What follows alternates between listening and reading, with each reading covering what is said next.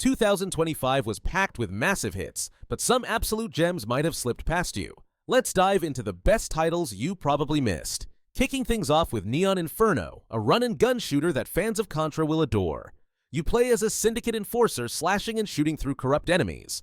The twist? You can deflect projectiles back at attackers and even shoot into the background. It's a stylish, co-op-ready gem with glorious 2D visuals. Next up is Battle Train, a title that surprisingly flew under the radar despite Bandai Namco's backing. This deck-building roguelike tasks you with laying tracks to race your train to an opponent's station. It requires a sharp strategic mind to outmaneuver the enemy, offering a completely fresh take on the genre. Moving on to Dawnfolk, this is the perfect city builder for people who usually find the genre intimidating. It's accessible yet deeply strategic, challenging you to carefully place buildings and manage resources to help your settlement thrive. With plenty of modes and content for a budget price, seeing your city grow is pure joy. Shifting gears to Death by Scrolling, a fast-paced roguelike from Monkey Island creator Ron Gilbert. It's not an adventure game, but a frantic dash to earn cash and pay the ferryman before a burning apocalypse catches you. It's incredibly Moorish, blending simple controls with an addictive loop that's hard to put down. If you miss classic arcade action, Sectori is a must-play. Created by a former Housemarque developer, this twin-stick shooter offers crisp visuals and a pumping techno soundtrack. It's a challenging, high-octane experience where you blast enemies and navigate a shifting battlefield. It captures that just one more run feeling perfectly. Now, let's explore Morgan. Metal Detective, a delightfully British adventure set on a fictional Cornish island. You play as a teenager hunting for hidden treasure with a trusty metal detector. It's a heartwarming, story-driven experience filled with charm and love, perfect for a cozy afternoon of exploration.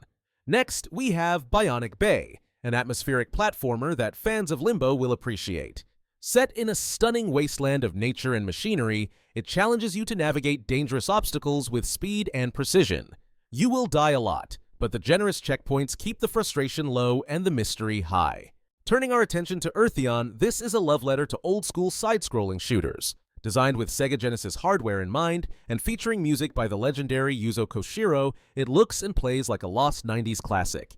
It's a masterfully crafted blast from the past that will leave you grinning. For something strangely satisfying, look at Wormhole. If you loved Power Wash Simulator, you'll adore running this magical cleaning stall. You use various tools to wipe away dirt and remove bugs from curious enchanted items. Just be careful. Unlike a dirty van, some of these magical objects can actually bite back.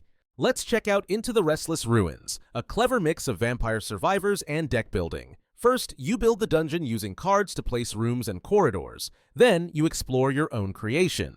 You have to be strategic about the layout to reach key areas, making it a unique and addictive roguelike hybrid. Things get creepy with Dead Letter Dept, a typing game that is definitely not a tutorial.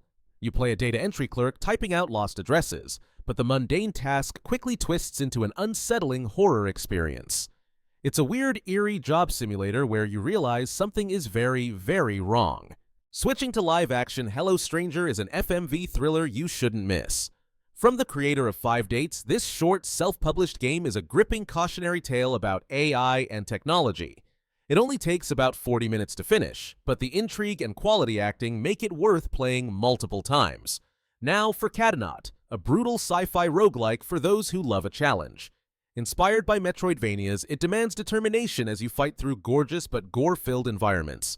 It's not for the squeamish, blood and guts litter the walls, but if you want messy, high-stakes action, this is it. If you prefer word games, Vertigo is essentially Balatro for spellers. You spell long words from a set of letters, unlocking special tiles that grant bonus points for specific criteria. It's not just about vocabulary, it's about score optimization and momentum.